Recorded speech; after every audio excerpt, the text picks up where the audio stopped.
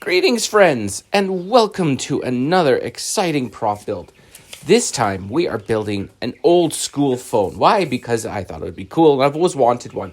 But the price point on these things usually puts you outside of the realm of being able to get one. So, I wanted to find a schematic or a diagram of exactly how big this thing was and all the dimensions, everything like that. And it was actually harder than it should have been. There's not a lot of reference out there. You can get an odd picture with a ruler down the side, but there's a lot of things here that I need to figure out that was beyond just a single ruler in width. I'm going to call this phone stuff here. My brother, thank you to him for this. This video would not be done without him. He went and bought an old phone. He collects phones. He is like the biggest telephone nerd you'll ever see. Which I'm happy about because it allowed me to get this. He took pictures from every angle. He put a 1-inch grid on the actual original phone, and he sent it to me. So as many thanks as I can give to him, that will be it because it really helped me to get going on this phone. Anyways, enough rambling. As always, down below in the description, you will find the template file for this. And all of the dimensions you're going to need. Now, to start, I'm going to have to actually check this because, you know what, I don't remember perfectly. Yeah, it would have been, I went to the local hardware or the local lumber place and got a pine 2x10.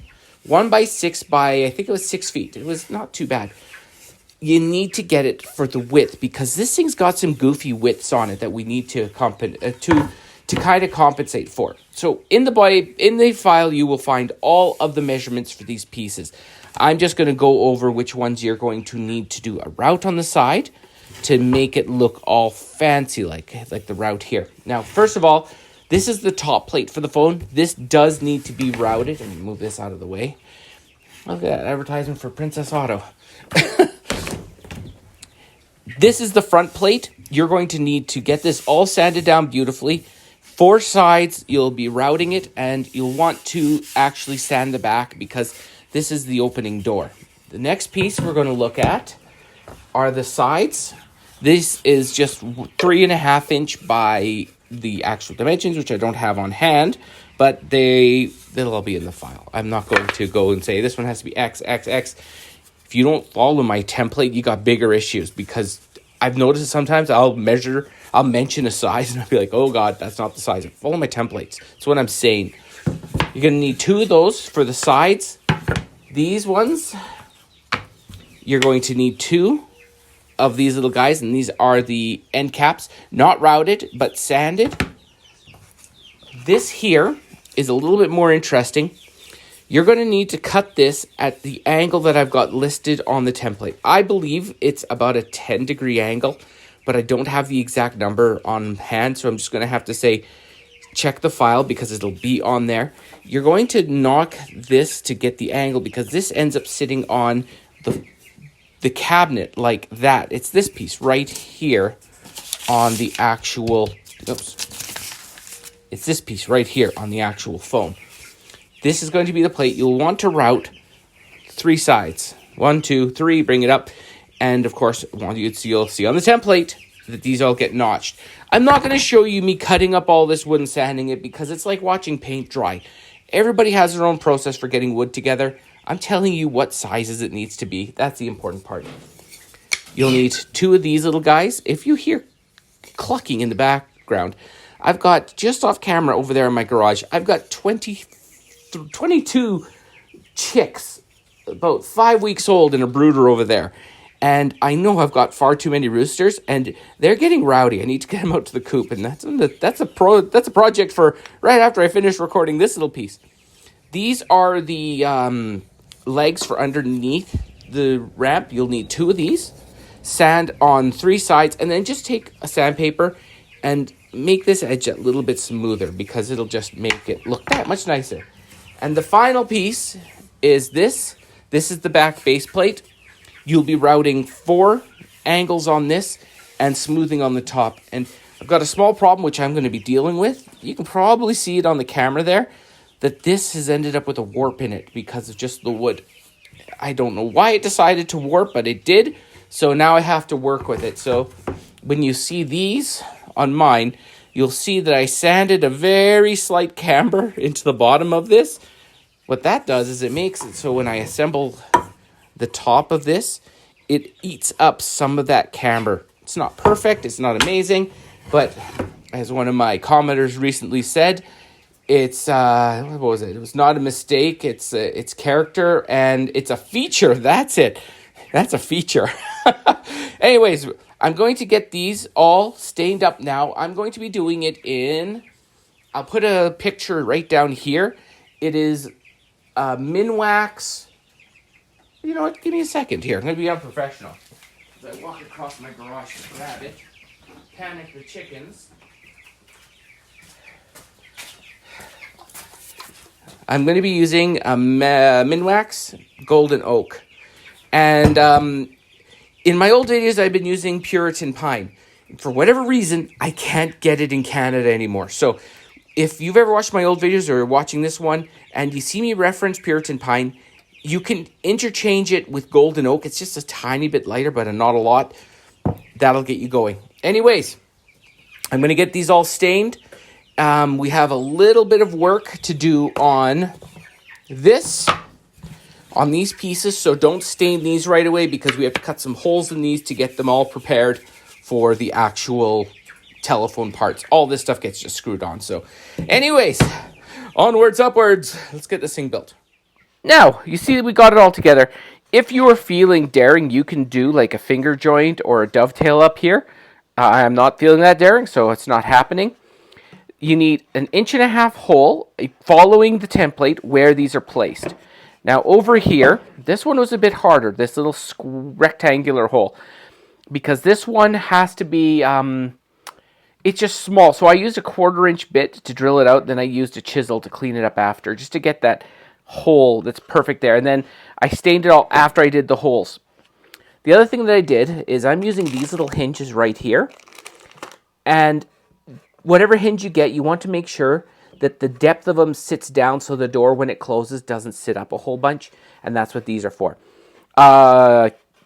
Brother of mine, you'll see that I did 2 hinges instead of 3, and because I'm a doofus, they're on the wrong side. So you put them over here if you do yours, because they're supposed to be on the right, not on the left. Mine's kind of like the left-handed shop version. Anyways, once you've got all, if you are not sure about how I do the stain, I'm going to put a video up here that links to how I do this stain. I'm not going to go over it 15,000 times. And then, once you've got this together, this part now can be varathaned. And I usually put about 3 coats on. It gives it a really good finish. I think this has got 1 coat on right now, and I got to do the other 2. Now, the top. This is where you'll do the same stain treatment on here, but you're not going to varathane it just yet, because we need to get this on. Now, you'll see that at the bottom here, I've got an insert that I cut in. All I did is using my table saw, actually I used my radial arm saw, I cut a groove, and using a piece of wood that I had extra, I just made it into the ledge, inserted and glued it, so when it goes in, it has that ledge all set. I'll make sure that, just in case, I'll put this on the plan. This is a little bit harder to do because you have to be a little bit more careful with that.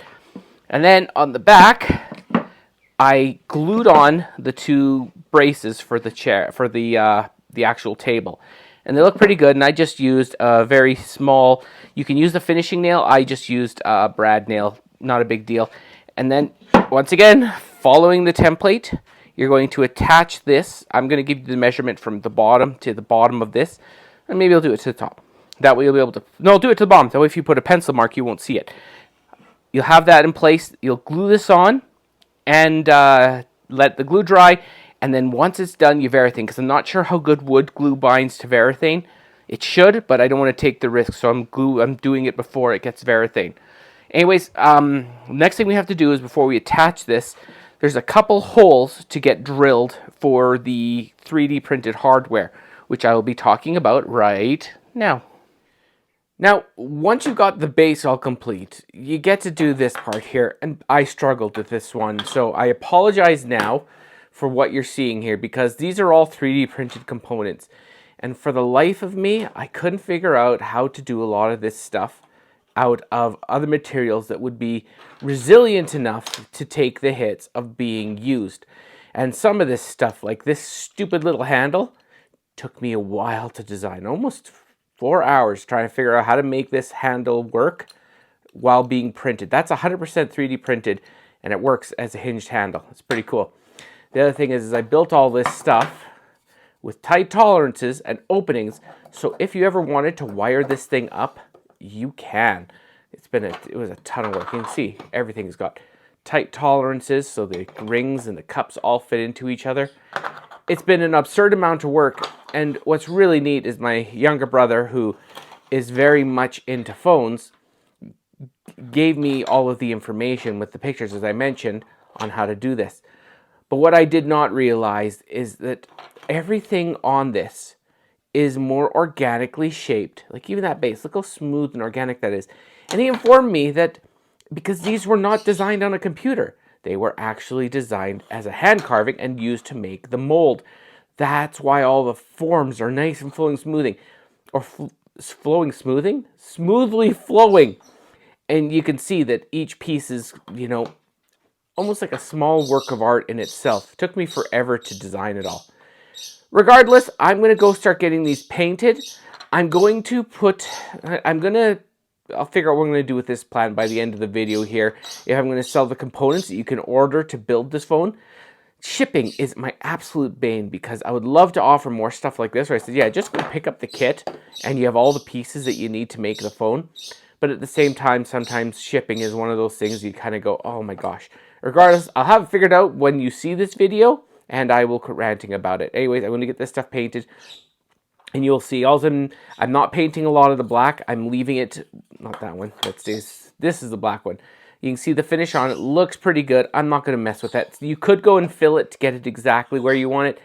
I'm just going to go straight paint. Anyways, see you in a bit. Now you can see everything is installed and working, except for this pin here. You'll see that I'll change that after. But what's interesting about this pin is how this is built. And get this out, this pin tight.